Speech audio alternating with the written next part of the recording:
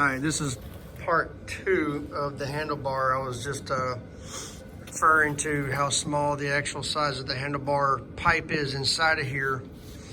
Had to take the connector apart. There's a connector. Abiding Outlaw, shot to them for their video on how to get this connector apart. It's not difficult, but it's not easy.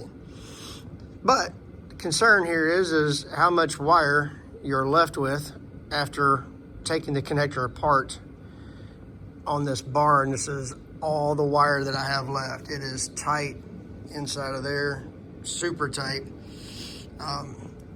But after taking that connector apart, I was able to leave these connectors on. This one went in halfway easily. Put this one in first. So I put the throttle all the way in, had it sticking out just a little bit hanging out here.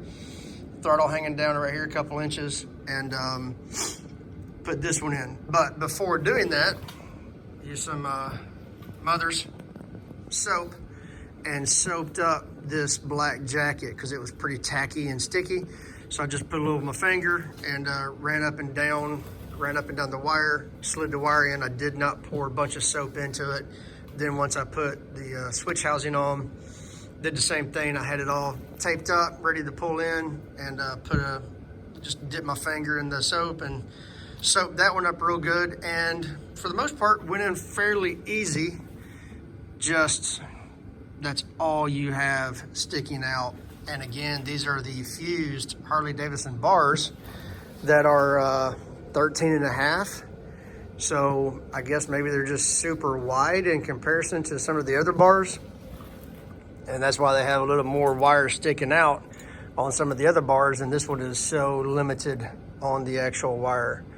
So that was just wanted to do a quick follow-up. Trying to video that while pulling that in was not going to work out, but I don't know, it took maybe an hour or so to get that in. It took a decent amount of time to get those little connectors apart. But so going from there, hopefully I can get this little connector and cabling back in